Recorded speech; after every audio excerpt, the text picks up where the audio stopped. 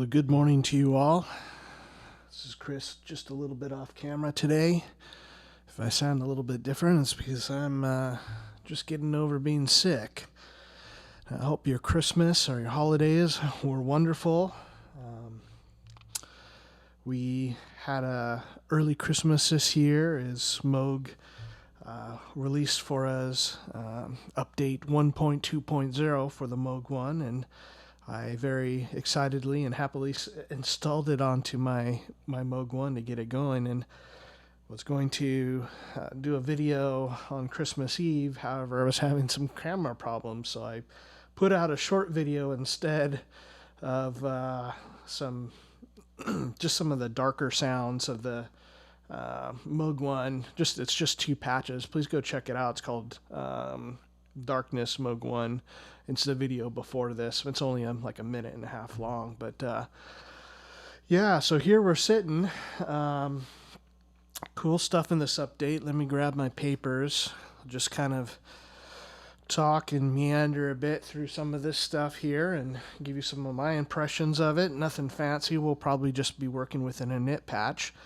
The patch that you heard at the beginning there is patch that I've made. Actually, it was the one I think I probably played on a previous video and added the ensemble effect to it, which just sounds beautiful.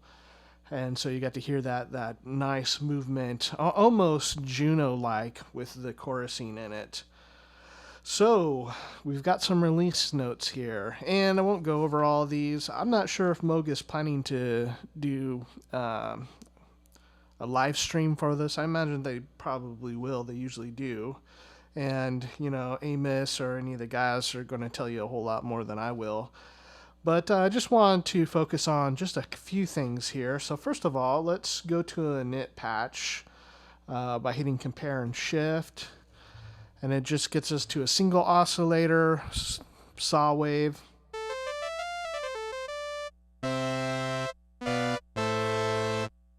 And if you don't know, I don't remember what update it was, maybe somewhere around 1.04 or 5.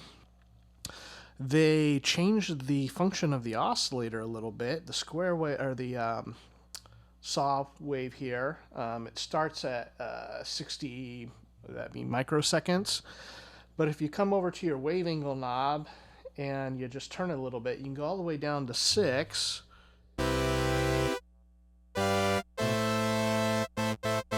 Which gets you a little bit brighter of a sound, and if you're coming from some of Moog's older instruments like the Mini Moog, you may like that a little bit better. Just another part of a creative tool and another way that they're improving the Moog One. There's been some great features added. I mean, we've been dealing with bugs and looking forward to these things getting taken care of. Probably the biggest issues have been for me tuning. And not that it's like radical out of tune, but just some weird funkiness after I've done updates.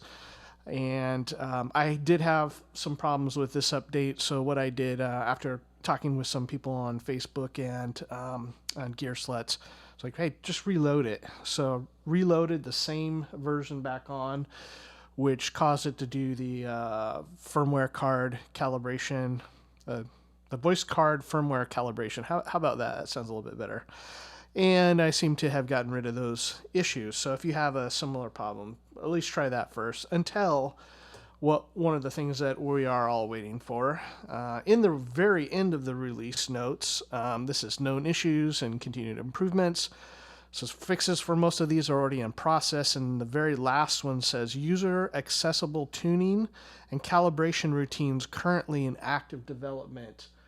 Now, we are really looking forward to that. I hope it doesn't take them long to do that, because I wouldn't have had to go through that hassle. And there's just some times where you're feeling like it's a little bit off and you want to get it back in. So, all right, back to these release notes. First of all, things that I'd like to address here. Added selectable aftertouch curves. Kind of a subtle thing. And let's see how to do this. But if you're using Aftertouch, it can be helpful. So again, I'm just on a init patch here. We go settings, hardware settings, and Aftertouch curve. And then down on the bottom now, Yeah, with my camera angle, you're probably not going to see that so well, but it's okay. It says linear, squared, cubed, and exponential. So I believe linear is what was being used before. And so if we set up, if we come back here and let's set up some routing here. So I'm going to go Aftertouch, oscillators, LFO1, and let's bring that amount down to %, and you can hit shift and it'll give you fine-tune control. So let's take it down to maybe like 90% here, which is probably a little bit more than I would normally use, but sounds good though.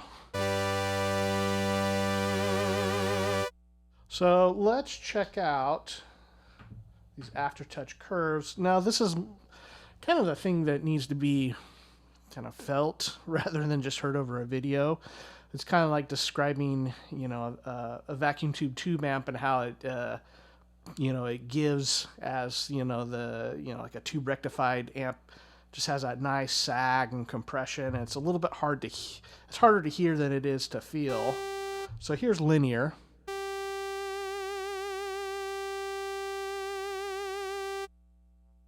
I'm going to try to do this as even as possible because obviously how fast and I press is going to affect it. Squared.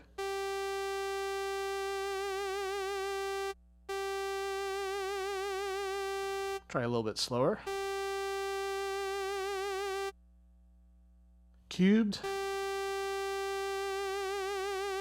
Oh, that's nice. That was really smooth coming into the vibrato. Nice. Exponential now.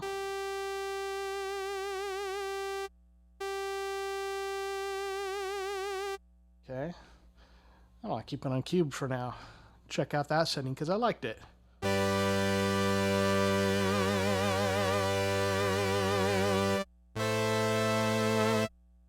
Moving on. So again, there's a lot more stuff on here. It will turn off voices that are genuinely unused, lower noise floor. It does feel like it has, since the beginning. I was one of the first people to get the Moog One, or receive it, I should say, after they were released. And I have noticed that the noise floor has dropped on it. And there are certain places on the output knob that you wouldn't go above before. And I really have no need to still like above like 1 o'clock or so, but yeah, it's pretty quiet these days, so that's good. And better signal to noise ratio is always a good thing. Some of the knob behavior has changed, and the thing that mainly I wanted to spend my time on was many effects improvements and fixes. And I'm going to read through these so you can hear what they are if you haven't gotten to take a look at these release notes. They're found in the folder that you download with the update for this, but they may be found on one of the groups or Gear Sluts or somewhere else. All right, fixes to synced effect parameter values, phalange noise effect raised, corrected gain differences between 50% FX and FX off. Okay, now let me pause for a moment. To me, this is huge. And this is one of the things that I wrote a lot about on the forums. I sent it to Moog. Wished I would have heard back from them, but I'm just thankful that they have done something about this. So what would happen is, and maybe I'll demonstrate this in just a minute or two, but when you would engage an effect, the volume drop, there would be a volume drop if the closer the mix was to a 50-50 on it. So drove me nuts, gain staging and stuff. It affects everything. If you're using it as a performance synthesizer, you're doing something and you hit an effect on and you can't get enough gain, it drops the volume. Coming from the guitar world, this drove me nuts. And I just know like years went by before anybody really cared about unity gain stuff. So like you'd buy like a vintage 80s chorus pedal, like a Boss 82 or something, and you would turn it on and all of a sudden you'd have this big bump in volume. Or other pedals, vintage phase shifters or something, like you turn it on your small stone and it would just drop in volume a little bit, which makes it hard. You want to keep things level. By the way, you may have noticed over here, well, sorry, I don't have any sort of lighting set up. You're just seeing it from the window, but I picked this up the other day. It was broken, but it was in such good shape, and also had the original box with it. And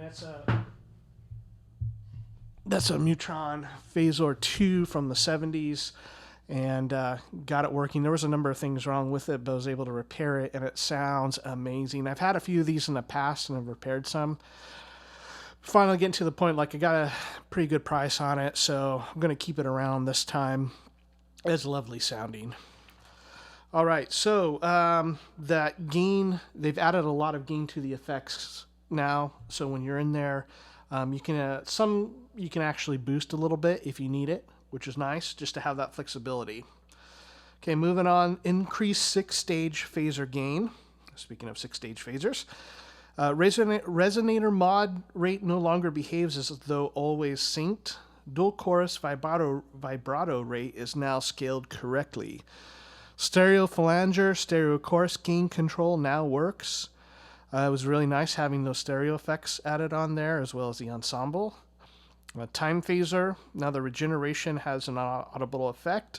Corrected feedback in chorus, stereo delay, and ping pong delay. Great. Refined feedback control and delay, and synth effects now always saved with presets. There's more MIDI stuff on here and various little things, but you can read the notes. So main thing is I've been really happy with the change to the effects. Like I said, from the beginning, the things that I have felt like needed the most work were let's get that tuning stable, and it has gotten more stable over updates, and we expect that that will continue to be the case.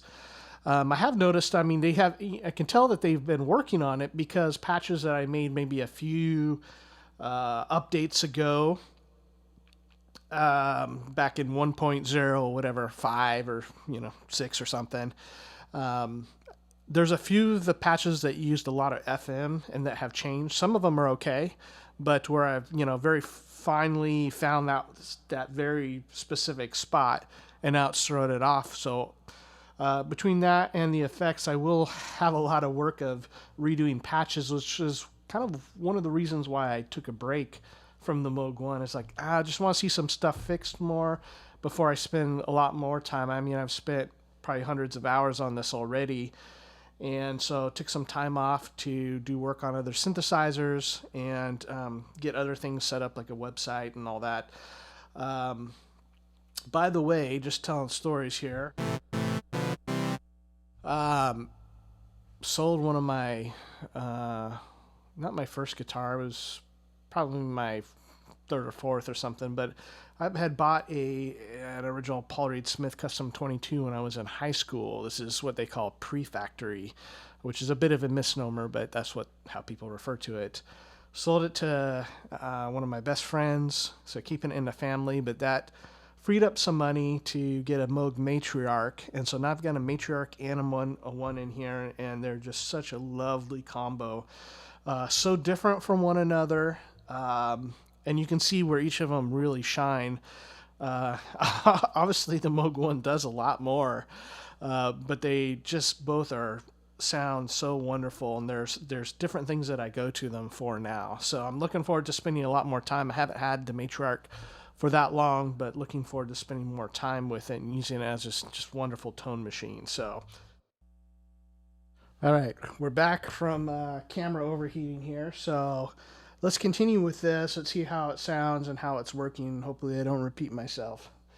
I lost about probably 5 minutes before I realized the camera wasn't working anymore.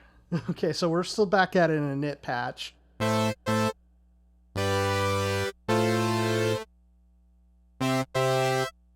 Let's hear how it sounds. So this is the delay that's on the init patch. Now the thing is, so when the mix is 0 on it,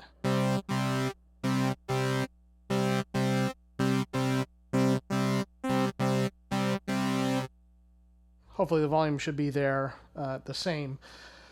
But the thing has been is when you turn the mix up and you get the wet signal approaching the dry signal, 50-50 mix here, that however it's written is that it has a volume drop. Now, I think a better implementation of this is that you compensate as the mix comes up, that there's increase that in the overall output volume, so that no matter where the mix knob is, the volume coming out of your amp of the dry signal stays the same. And so, like if you play a Strymon timeline, this is what happens. Now I don't know what's happened with this effect or why that doesn't work like that.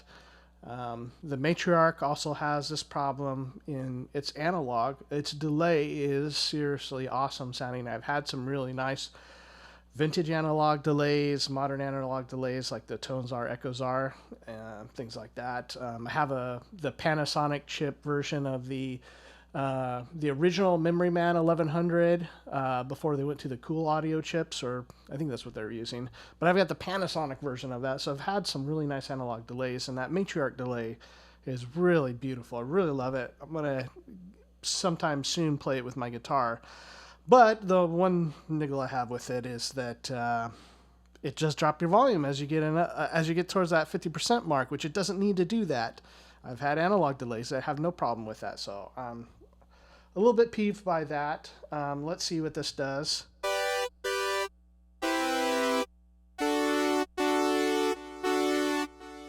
So feedback on this, 33%, gain 50%. If you see my hand come over here, I'm turning it on and off to check the relative volume. Let's turn the feedback just a little bit back to 16. We're not listening for the delay level, the wet level, we're listening toward the dry. So there, it's pretty good. In fact, we can boost this gain up to 70. Keep it pretty close to the wet. I'm sorry. We can keep the engaged dry signal very close to the engaged, or the bypassed. So bypass, engaged, just listen to the dry. That's good. You could probably get it a little bit louder than the dry.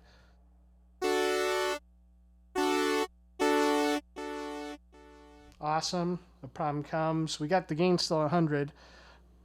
So before, as you get the mix up, it drops the overall volume of things.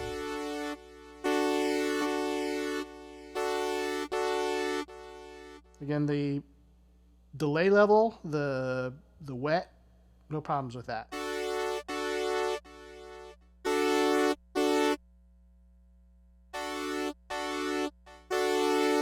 The dry signal is still louder than both. The bypass dry signal, what you're hearing now, is louder than any of this when it's on at 50% mix. I mean, like if you spent all the time to do this, why wouldn't you just get it right?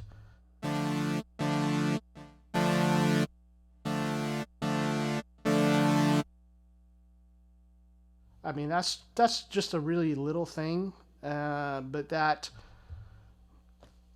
really, I said it takes the same amount of time to get it right. I don't know why this is delay. Let's check the other delay. We'll try a bucket brigade here. Ancient buckets. I've lost my presets on the effects. I don't know where they've gone.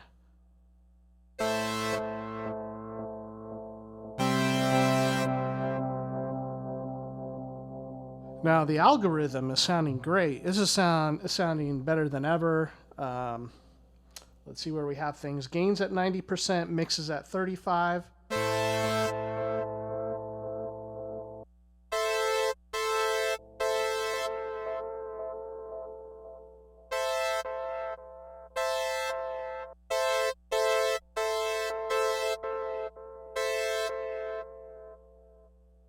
Let's see, so Trying to gain up to 100. Bypass. The problem's there. Mix at 35. Let's bring it to 50.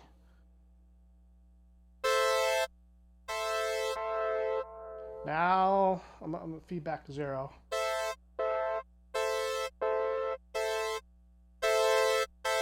And the bypass is still louder on the delay effects. That needs to be fixed. I don't know which of these. Let's try basic. We're on stereo chorus now. Let's go for a 50-50 mix, and our gain is at 100, tone at 70, but let's...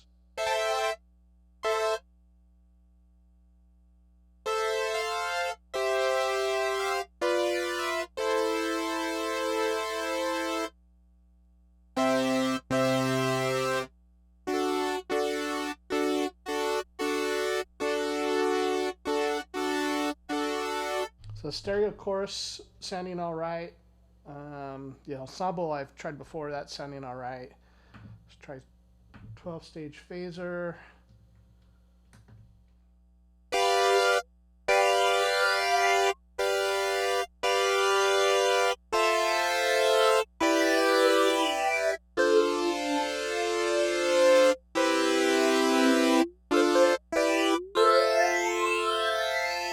And I wish I would make it clear, like with the mix control. So with a phase shifter, you'll have a clean, dry, and then you'll have your phase shifted signal, which if you go 100% mixed, sounds like vibrato. It doesn't sound like phase shifting. It sounds like, or like, you know, the phaser effect.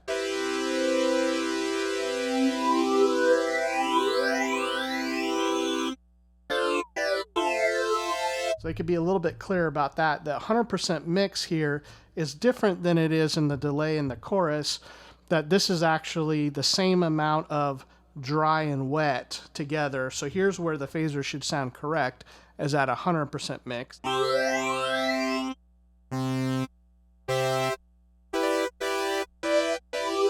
And the volume levels through that sound great.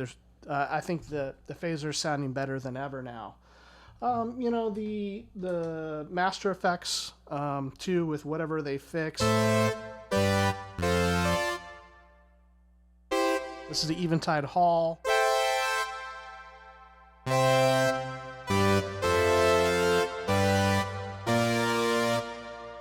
Better than ever. One thing that I wish they would do, you have a master volume, which is just global. And you have your VCAs. So those are kind of, you know, your levels. You got your mixer levels early on, but at the end of it, you have your VCA levels. But those are in parallel with your master effects levels. And the thing is, like, if you get done with a preset, you're doing some sound design and everything is perfect. It sounds amazing. You save it, and then you start comparing to some of your other presets, and you find that, oh, it's, you know, 4 decibels too quiet. And you've got a very particular ratio, like maybe your VCAs, you know, look like something like this. And, you know, your synth effects, you know, levels are all 3 of them different.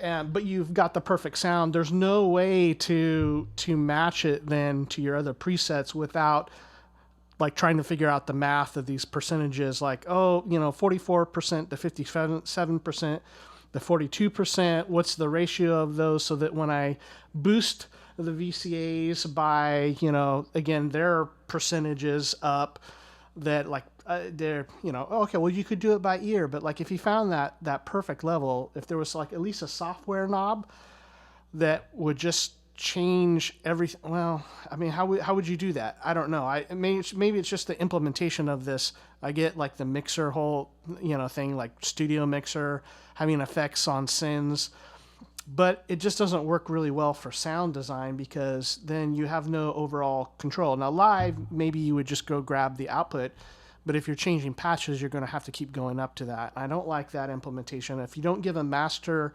preset volume, where you can adjust it up or down and have everything in all the ratios that they're already in go up and down, It makes it a little more difficult on this. Now, I mean, we can deal with that. So I would say, like, I mean, the update is sounding great. I'm so glad they've been working on the effects. The bad part of this, the delay effects still are not reaching the bypass gain between the engaged dry level and the bypass dry level. They're still under that. That needs to be reached. It's just such a little annoying thing. Now, the good part of this, that all the rest of the effects that I've tried so far, I haven't gone through all of them, but the rest of them, the levels seem to be much better. And like when you go to a chorus or, you know, flange or phase or whatever, like you can turn them on and off without having the levels shift around. And I really like that. So that's where it stands. But at least with some things working better now with the effects, can spend some time going through and readjusting them. But Moog, if you're listening, please adjust the delay. Just finish that, at least the synth effect delay, get it to the right level, and maybe explain why the mix knob changes per effect, because it's not always clear. Like usually with chorus and phaser, flanger, I want equal levels. I don't like to have a chorus that's mixed a little bit back, or a phaser. It doesn't sound that good to me. The way that like this Mutron here, the levels are going to be even here, get the most deep effect. That's not everybody. I think it's important for a lot of people to have an effect level control or mix control on a chorus pedal when they want just a little bit. But maybe in the manual, let's differentiate on the things. Why does the phaser's working? Its mix is not at 100% is the same as the chorus and flanger at 50, or at least a chorus, I can say so. All right, there it is, you guys. I hope you enjoyed it.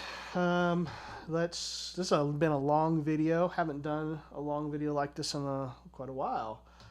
Maybe let's see, where are we at?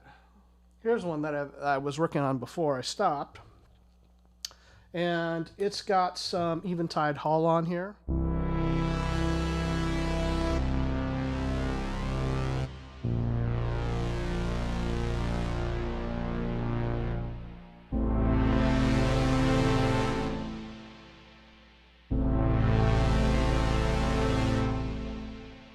And let's kick on some delay.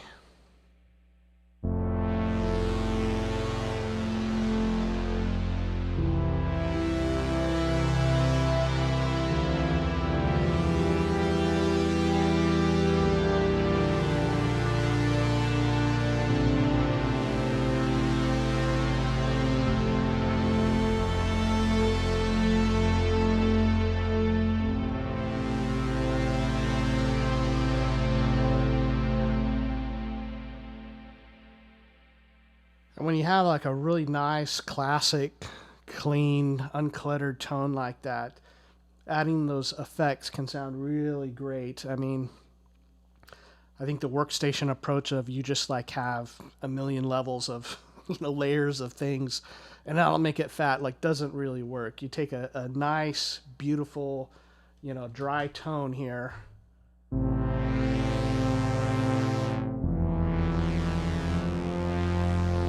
That was my playing, not the tuning.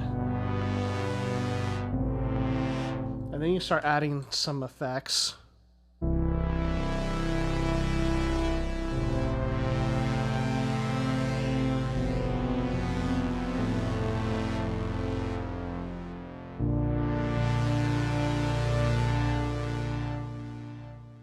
Lovely. Still love it. Some 14 months later. Look forward to see what we have coming next. All right, you guys, take care. Hope the rest of your holidays and your new year is wonderful. Thanks for watching. If you haven't subscribed, please, I'm just ask. Looking for subscribers. If people enjoy the content, give it a like. Thanks. Take care. See you next time.